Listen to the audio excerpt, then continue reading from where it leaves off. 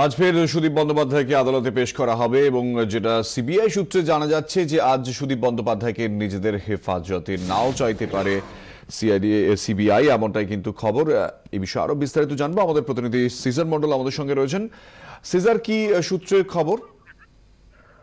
দেখো, যেটা জানা যাচ্ছে সাংসদ সুদীপ বন্দ্যোপাধ্যায়কে আজকে আদালতে পেশ করা হবে বিকেল 3টে সাড়ে 3টে নাগাদ, এবং গত দু দফায় যা জেরা হয়েছে মোট 6-4-এ 10 দিন, অর্থাৎ 10 দিন নিজেদের হেফাজতে পেয়েছে সিবিআই, এবং তারপরে তারা যথেষ্টই মোটামুটি সন্তুষ্ট। এই মুহূর্তে তারা মনে করছেন যে সুদীপ বন্দ্যোপাধ্যায়কে ফের নিজেদের হেফাজতে নিয়ে জিজ্ঞাসাবাদ প্রয়োজন নেই, এবং আদালতে তারা যেমন একদিকে জামিনের বিরোধিতা করবেন, কিন্তু তার সঙ্গে সঙ্গে এটাও সিবিআই সূত্র থেকে ইঙ্গিত পাওয়া যাচ্ছে যে তারা ফের নিজেদের হেফাজতে আর সুদীপ বন্দ্যোপাধ্যায়কে চাইবেন না, এবং সেক্ষেত্রে যেটা সম্ভাবনা যেটা জোরালো যে তার জামিনের আর্জি নাকচ হয়ে যাবে, এবং সেই জায়গায় তাকে হয়তো ঝাড়িপদা জেলেই পাঠানো হবে, যেখানে এই মুহূর্তে অপর সাংসদ তাপস পাল রয়েছেন। এবং তার পাশাপাশি সিবিআই তদন্তকারীরা যেটা ইঙ্গিত দিচ্ছেন যে এই মুহূর্তে তারা রোজ ভ্যালির পাশাপাশি সারদা কাণ্ডেরও তদন্ত কিন্তু অনেকটাই ভুবনেশ্বর কেন্দ্রিক করতে চাইছেন, কারণ তারা মনে করছেন ভুবনেশ্বর কেন্দ্রিক তদন্ত